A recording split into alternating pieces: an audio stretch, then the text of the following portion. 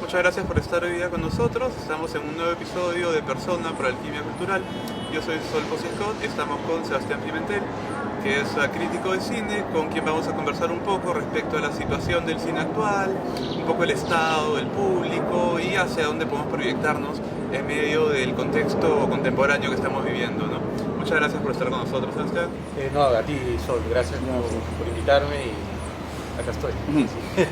Bueno, mira, ¿qué impresiones te causa, digamos, el nuevo público que tenemos, que hay de cine, el público espectador de cine? ¿Cómo lo definirías tú actualmente? Bueno, el público, yo creo que ha cambiado sobre todo a partir, quizás, se pueden medir los cambios a partir de hitos tecnológicos, por ejemplo. O sea, definitivamente el público que yo conocí de cine en Lima, que yo conocí en los años 90, fines de los años 90, no era el público del celular, ¿no? Claro. No era el público de Netflix, ¿no? Yo creo que los cambios a nivel de público tienen que ver con cambios de consumo del cine, y yo diría que el hito más importante ha sido el cambio hacia... primero fueron los multicines, pero eso ya es muy anterior. O sea, el tema de los multicines es ya de los años 90, de la época con Fujimori, ¿no? Porque antes, en los años 80, era un poco un escenario, si bien más romántico, a nivel que eran salas antiguas, ¿no? Todavía no se habían demolido los grandes cines, y tenía un encanto especial esa experiencia. Es verdad que los públicos están abandonando los cines. El público peruano, también por el Sendero Luminoso y el escenario tan desastroso social y económico que había en Perú, hizo que el público abandonara un poco los cines, ¿no? Ya con los multicines y con un poco esta, entre comillas, estabilidad con la dictadura de Fujimori, la gente comienza a salir más a las calles, a los cines, y se cambia el modelo del negocio del cine, ¿no? Empiezan los multicines, y con los multicines también llegan los blockbusters, ¿no? Ya habían blockbusters antes, ¿no? En los años 80, pero los blockbusters se hacen cada vez más grandes, ¿no? En los años 90 se hacen más grandes, en los años 2000 con películas cada vez más caras, ¿no? Titanic, y luego vienen los superhéroes, ¿no? Entonces, por ejemplo, los superhéroes coinciden más o menos con el desarrollo de los efectos especiales digitales, Claro. con el desarrollo del cine, que se trabaja y se hace el montaje digitalmente, ¿no? Con esta tecnología de los escenarios verdes, ¿no? Que necesita Hollywood para hacer estos acoplamientos digitales, ¿no? Para hacer películas de fantasía, y sobre todo el tema de Marvel, DC, ¿no? Todos estos blockbusters llegan también con el consumo ya no solamente en multicines, sino también con un consumo paralelo en celular, Claro. en celulares, en tablets, en laptops, y luego viene Netflix, ¿no? O sea, viene el streaming, vienen estos televisores inteligentes, Claro. ¿no? Que se acoplan, todo se acopla, y YouTube. Entonces, claro, o sea, si me dices ¿qué ha cambiado? Ha cambiado bastante la forma de ver una película, ¿no? O sea, ha cambiado desde el hecho de que los jóvenes ahora ven las películas en YouTube y en Netflix, etcétera, ¿no? Ahora, quienes ven películas clásicas en YouTube, yo creo que son los jóvenes más interesados en el cine como arte, ¿no? Como forma artística. El consumo promedio, creo yo, es el que se hace por entretenimiento, ¿no? Y ese sí se ha quedado, yo creo, en lo que te puede dar el streaming, ¿no? Lo que te puede dar Netflix y otras plataformas parecidas, pero sobre todo Netflix, y bueno, y el cable, ¿no? Claro.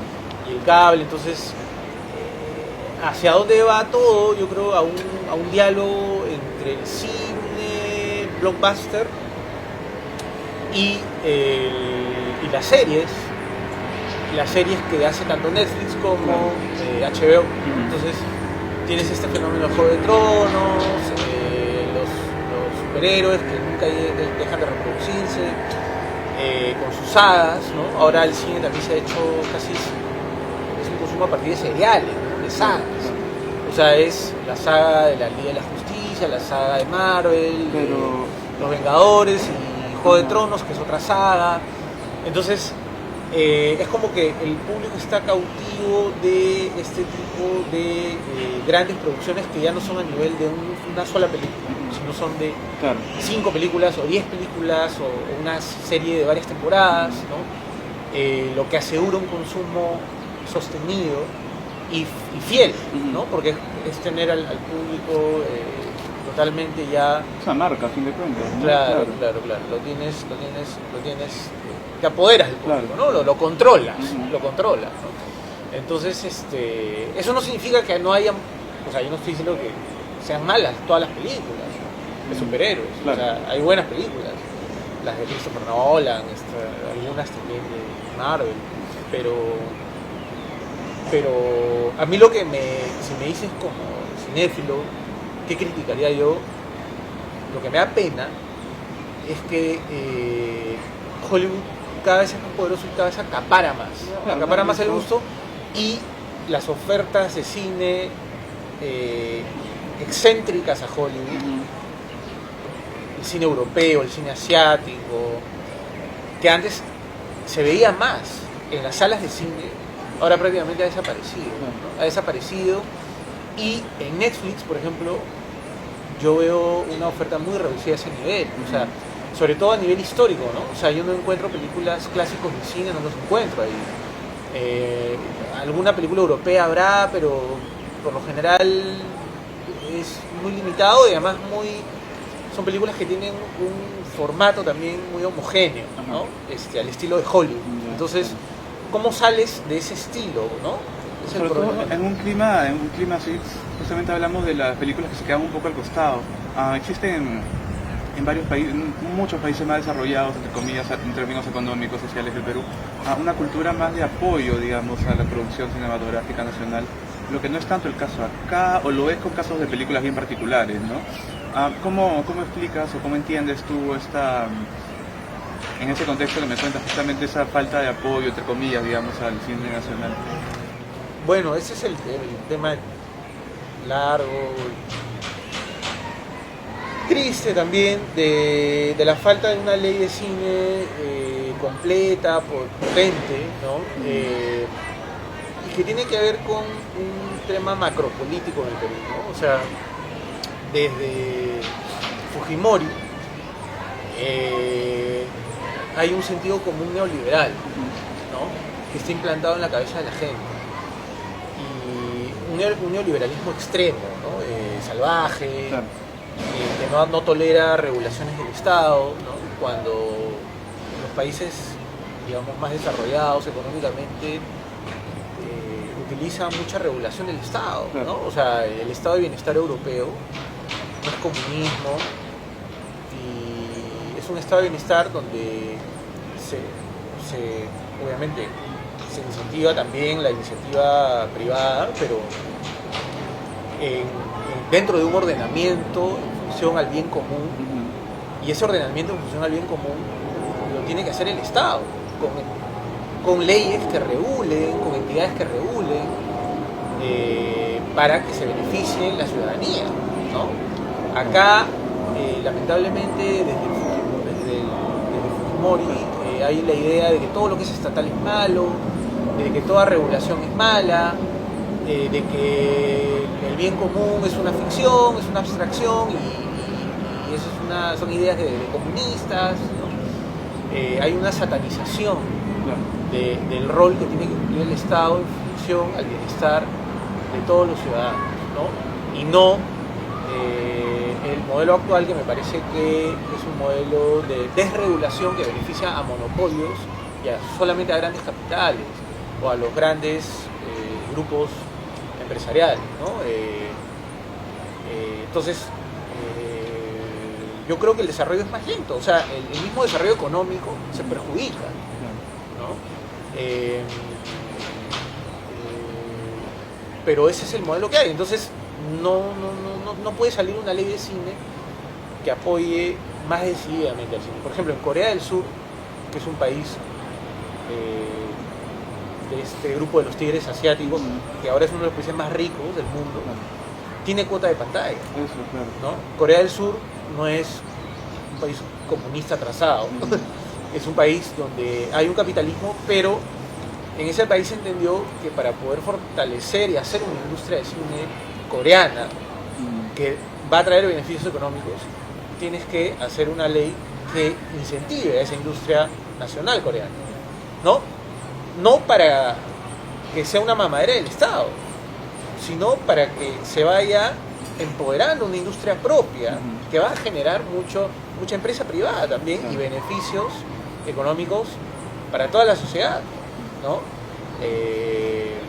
Entonces, pero hay una cuota de pantalla, entonces hay, yo no sé exactamente, no recuerdo exactamente el detalle de la cuota de pantalla, ¿no? Pero la cuota de pantalla es una norma que obliga a las exhibidoras, a las salas que exhiben películas, a destinar unas salas, unos determinados tiempos de exhibición de las películas coreanas obligatoriamente, ¿no? O sea, obligan a la sala también a exhibir películas coreanas para que el monopolio norteamericano no sea prácticamente una especie de aplanadora, una especie de demoledora de todo de todo el producto cinematográfico propio, ¿no? O sea, la idea es que el país promueva y proteja sus propias producciones, ¿no? El problema es que acá también se ha creado como una suerte de cuco, digamos, ante todo lo que representa la intervención del Estado. Sí. La gente comienza a gritar pues Velasco, etcétera. Hablando de Velasco, ¿viste el tráiler que acaba de salir? Sí. ¿Qué te parece? A mí me parece importante justamente comenzar a hablar de ese tema. Y me parece que el cine es una muy buena plataforma para poner el tema a la mesa. Claro. Sí, mira, yo estoy con ese tema. Yo creo que es el tema de revisar la historia del Perú, ¿no? Y me parece fundamental. De hecho, yo creo que faltan, sobre todo, documentalistas en el Perú. Porque no tenemos documentales. O sea, si yo te pregunto, quiero ver un documental sobre César Vallejo, un buen documental sobre César Vallejo. No sé si tú lo has visto y me lo puedes recomendar. Yo creo que no, porque no hay. Y estamos hablando de la figura más importante a nivel artístico y cultural del país. Quizás la más importante, o sea, la más reconocida en todo caso, ¿no? Thomas Merton, un teólogo norteamericano, decía que muy importante que Vallejo era el más grande poeta católico desde Dante, ¿no? Desde Dante Alighieri, o sea, a nivel universal, ¿no? Entonces, y no hay un documental sobre Vallejo, y te podría seguir. Hay un buen documental sobre Abraham Valdelomar, por ejemplo. Abraham Valdelomar, que es una figura para un documental inmejorable, ¿no? Es performer, poeta, filósofo, dramaturgo, ¿no? Es una especie de Oscar Wilde peruano, con una vida trágica, con una vida maravillosa, pero no hay nada, ¿no? Y así, o sea, dime un escritor, o sea, claro, mencióname un documental un buen documental peruano sobre un artista peruano, no hay. El problema de identidad nacional también, ¿no? Yo creo que también va por ahí. Si el público o el creador en potencia, digamos, no reconoce realmente que hay una vía de exploración artística a través del cine en ciertos elementos de la nación, pues no se identifica con ese país, a lo mejor ni con esas historias. Exacto. Por ahí también va la cosa. Exacto. ¿no? O sea, los imaginarios han sido ganados excesivamente, yo creo, por la televisión y los productos norteamericanos. Y de hecho, o sea, yo no estoy en contra de odiar a priori una película norteamericana. A mí me encanta el cine norteamericano. No, claro. Son buenos en eso porque desde un inicio Estados Unidos entendió que el cine era un gran negocio. Y desde esa pauta como negocio de entretenimiento salen grandes obras maestras del arte, ¿no? Y es maravilloso ver cine norteamericano, pero no es el único cine que existe. Hay cine europeo, cine asiático, cine africano y cine latinoamericano, ¿no? El problema es cuando dejamos de ver esos otros cines y cuando dejamos de interesarnos por conocernos a nosotros mismos. O sea, el Perú tiene una variedad de artistas maravillosa, de gran potencial, de gran poderío creativo, ¿no? A lo largo de la historia, ¿no? Pero no conocemos la belleza que hay ahí, no conocemos las ideas, sobre todo, el pensamiento que está detrás de estas obras, ¿no? O sea, el pensamiento de Vallejo, el pensamiento de Valdelomar, el pensamiento de, olvídate, de González Prada, un documental sobre González Prada sería fantástico. Y bueno, ahora que estamos hablando también de un momento de feminismo, me gustaría ver un buen documental sobre Mercedes Cabello o Florinda Mato de Turner, o un buen documental sobre Flora Tristán, ¿no? ¿Dónde están? Quiero verlos, o sea, por favor, o sea, ya, ¿no? O sea, ¿dónde están, no? O sea, estamos en el año 2021. Yo estoy hablando de personajes de inicio del siglo XX, ¿no? O de fin del siglo XIX. Que hay que esperar 2 siglos más para ver un documental sobre Vallejo. Un buen documental. O sea, tampoco estamos pidiendo, pues, o sea, claro, hay un costo, pero ¿qué? Hacer un documental sobre Vallejo tampoco tiene que ser el documental más caro de la historia, ¿no? O sea, también hay un problema... ¿Quién lo va a asumir, a fin de cuentas? Si hay una ley limitada de Estado... Es que hay que investigar. O sea, para hacer un documental no se trata solamente de que viene un genio del cine y se hace un gran documental sobre Vallejo, ¿no? O sea, un buen documental se tiene que hacer investigando mucho.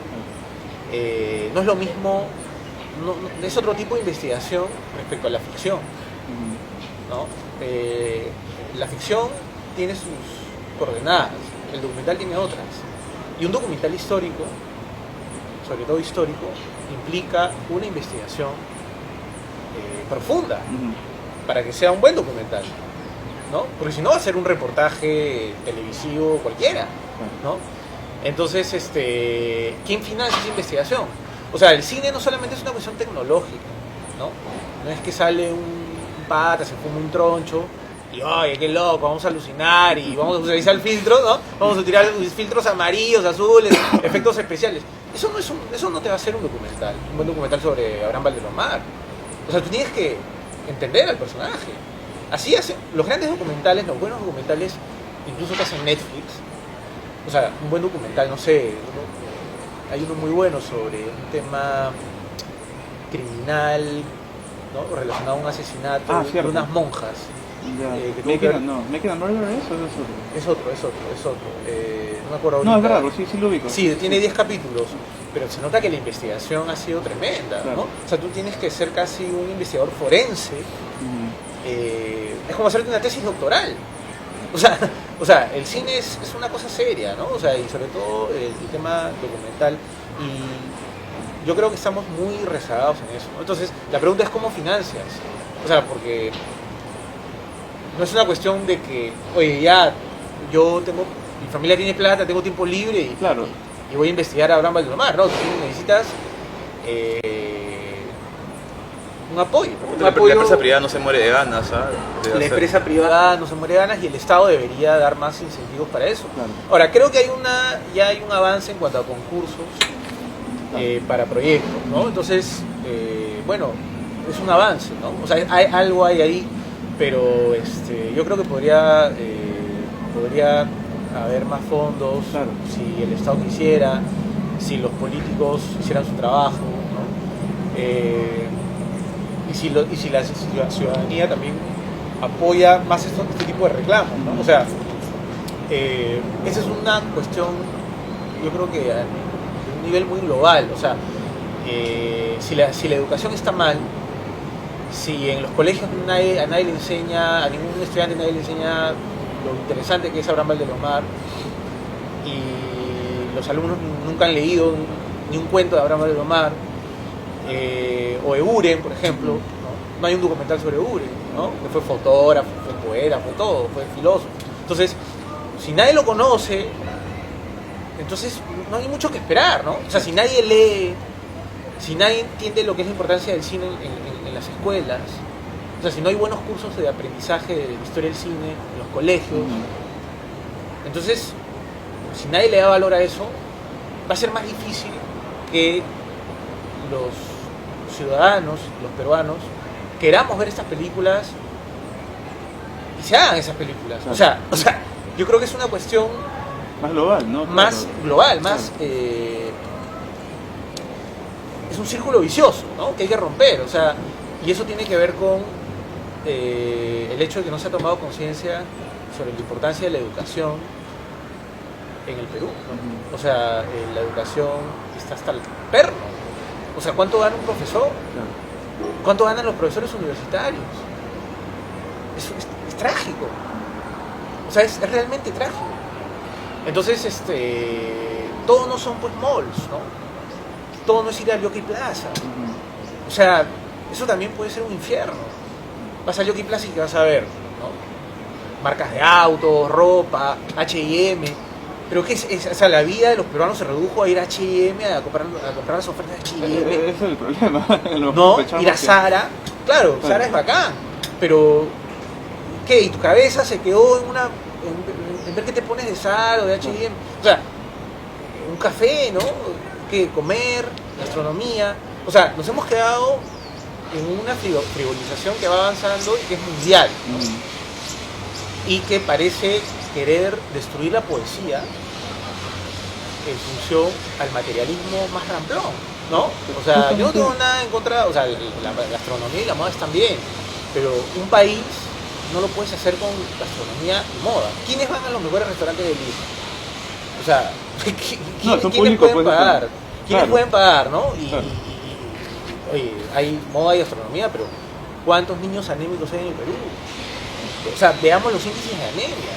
O sea, hay otro Perú que no es el Perú de los rankings de los mejores chefs del mundo, ¿no? O sea, discúlpame que creo que me emocioné un poco con esto, pero no. hablar del cine en un sentido profundo te lleva a hablar del Perú. No, claro, definitivamente. De todo el Perú, de todo el país. ¿Qué crees tú que podría hacer el cine por el Perú o que viene haciendo lentamente? Bueno, o sea, en cuanto a lo positivo, hay que decir algunas cosas, ¿no? Por ejemplo, hay un mejor cine. O sea, sí hay un avance importante, ¿no? Por ejemplo, yo cuando empecé a hacer crítica a fines de los años 90,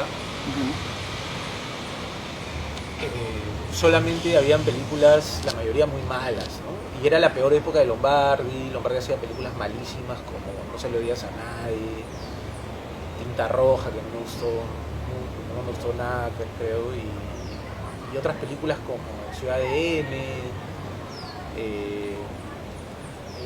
Era un realismo televisivo urbano bien pobre, en realidad, bien pobre, ¿no? Anémico, ¿no? Sin vida, películas que no tenían vitalidad, no tenían ideas, sin imaginación, ¿no? Bien chatas a nivel estético, a nivel de temas. Y yo creo que a partir precisamente de la irrupción de las nuevas tecnologías, sobre todo de la irrupción de la tecnología digital, que abarató los costos en cuanto a producción de películas, es que salen nuevos talentos muy importantes como Claudia Llosa. A mí me encantan las películas de Claudia Llosa y creo que dieron un impulso muy importante. Aparece también Aniquini con esta película Chicha tu madre, por ejemplo, que me pareció extraordinaria. Y películas que de repente no me gustaron tanto en su momento, tendría que volver a verlas, como esta película de Josué Méndez, Día de Santiago, pero que sí son un rompimiento, ¿no? Estético, ¿no? También en Día de Santiago es un cambio de lenguaje, claro. ¿no? O sea, son cambios de lenguaje lo que acontece a partir del nuevo milenio, Claro. ¿no? Cambios de lenguaje que salen un poco de este lenguaje acartonado, que me parecía ya caduco de Lombardi, del círculo un poco de la generación de Francisco Lombardi, ¿no? Y luego aparecen ya talentos como, por ejemplo, Héctor Gálvez, claro, con NN, es una película extraordinaria. Omar Forero, que es un gran cineasta, ¿no? que hace un cine más cercano a Antonioni, a Zhang Yanghe, ¿no? Igual se nota la influencia del cine asiático en Claudia Llosa incluso. O sea, tú ves que son cineastas que ya están mirando, tienen otros referentes. Exacto, claro. Que son más audaces, ¿no? Y han visto más cine, un cine más diverso, ¿no? Entonces tienes más directores, ¿no? Directoras mujeres. Aparte de Claudia Llosa también hay otras directoras, como esta directora de esta película, no me recuerdo el nombre, de una niña en la época de Sendero. Ah, claro que sí. García Montero. Sí, García Montero, por ejemplo, ¿no? Claro. Entonces, sí, aparece un universo cinematográfico más interesante, ¿no? Últimamente cada vez se hacen películas así con cámara digital, que implica más libertad, claro, para poder hacer algo sin tanto dinero, ¿no? Sobre todo vi que la semana pasada en el Dominical, no sé si viste que salió un artículo que va a salir un festival que va a mostrar cine hecho con celular. Entonces realmente estamos viviendo toda una reconfiguración de los lenguajes y los formatos. Sí. Hay más ¿Eso te parece bueno? Formatos, de lenguajes, sobre todo el lenguaje, eso es lo importante, ¿no? Claro. O sea, son diferentes horizontes estéticos, formas de entender el cine más heterogéneas, claro, ¿no? Eduardo Quispe tiene extraordinarias películas también, hechas con una cámara, y Eduardo hacía algo tipo, es como un Eric Rohmer en Lima hoy, ¿no? Con cámara digital, filma conversaciones de dos amigos, por ejemplo, ¿no? O de una pareja en un parque, ¿no? Y toda la película es una conversación, te das cuenta, ¿no? Luego Fernando Montenegro también es un excelente director. Luego Jonathan Relaise con Rosa Chumbe. Después El espacio entre las cosas es una gran película también que me gusta mucho, de Del Busto, Raúl Del Busto. Forero, que ya lo mencioné, ¿no? Entonces tienes una gama muy interesante, ¿no? Por ejemplo, hay un amigo mío, Mario Castro Cobo, que también hace poco sacó una película que se llama Cuaderno de Notas, que es también como un documental. Él con su cámara pasea por la ciudad y va construyendo su película a partir de la observación de la ciudad, ¿no? Entonces me hace recordar a Bertov, pero también a Jonas Mekas, ¿no? Y son lenguajes más en contacto con la realidad peruana, ¿no? Por oposición a un lenguaje que quiera asemejarse más a lo establecido por la industria. Exacto, ¿no? Se aleja totalmente del lenguaje estándar narrativo, del tipo de las series de Netflix o de HBO, ¿no? Entonces hay otro cine que hay que ver, y sí hay un cine peruano importante ahora. O sea, ya hay un cuerpo cinematográfico peruano, yo creo que muy valioso, y a nivel no solamente local, sino a nivel mundial. O sea, el cine peruano ya yo creo que tiene una importancia innegable, ¿no? A nivel latinoamericano y mundial, ¿no? O sea, porque tienes varias obras maestras, tienes varios cineastas, ¿no? Los hermanos Vega, por ejemplo, ¿no? Octubre, El Mudo. Los hermanos Vega son fantásticos, ¿no? Tienen películas excelentes. Yo creo que lo que faltan son documentales, ¿no? Más documentalistas. Bueno, Corcuera es un buen documentalista. Y que justamente va a sacar el documental de César Carlos. Sí, ese es un aporte, ¿no? Claro. Que sobre Heró, claro. Sobre Heró, sí, claro, ¿no? Sobre el poeta Heró. Entonces, eso es un acontecimiento, porque claro, o sea, yo espero mucho de ese documental. claro. O sea, es un reto especial hacer un documental sobre una figura histórica, porque tienes que vencer el cliché de la figura histórica, ¿no? La figura histórica ya viene con un cliché, viene con un lugar común.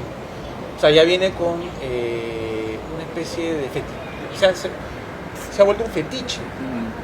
Entonces ese fetiche, ese estereotipo hay que atravesarlo, hay que difuminarlo para poder profundizar en esa figura, ¿no? Pero te parece que sí estamos viendo un crearla de nuevo, ¿ah? Estamos viendo un camino que nos lleva a un cine que nos podría ayudar a constituirnos mejor como nación, como público. O sea, yo creo que sí hay un camino ya hecho, pero falta más, ¿no? Falta mucho más. ¿Sabes qué? Yo creo que falta, sobre todo, como yo decía al inicio con el tema del documental, la recuperación de la memoria histórica peruana, que más que una recuperación es una verdadera creación. hay que crear esa memoria no está hecha, hay que hacerla. O sea, ¿qué hay? Hay algunas pistas, hay documentos, pero hay que crear discursos, ¿no? O sea, hay que crear visiones, visiones renovadas de esas figuras. O sea, que no sean las figuras anquilosadas, ¿no? Llenas de olor a rancio, que no te hacen pensar, que están como abandonadas en los museos. Hay que renovarlas, ¿no? Recrearlas, ¿no? Crear un país, ¿no? O sea, hay que crear un país. El país hay que hacerlo, hay que pensarlo, hay que sentirlo, ¿no? Y eso lo hace el arte, ¿no? Entonces, ojalá que se entienda la importancia de que tiene el cine para eso, ¿no? El cine yo creo que sigue siendo el arte del futuro. El cine yo creo que sigue siendo el arte popular del futuro, ¿no? ¿Qué arte más masivo, más popular que el cine? No hay. Tienen que caminarlo. Es el arte rey, claro. Es el arte rey, pero no lo abandonen, ¿no? O sea, hay que hacerlo en el Perú, ¿no? Y espero que a pesar, digamos, de esta época tan a veces desesperanzadora, ¿no? Porque es muy materialista, es muy frívola, pueda avanzarse en ese camino. Ojalá que sí. Muchas gracias por estar con nosotros. Ha sido un placer. Sol, más bien gracias. Y me ha encantado la entrevista y ojalá que podamos conversar en otra oportunidad. Claro que sí. Sí, también hay muchas cosas más que faltan conversar. Sí, siempre. Siempre. Muchas gracias por estar hoy día con nosotros. Soy Sol Posi Scott. Nos vemos de nuevo el próximo domingo. Eso ha sido todo por hoy.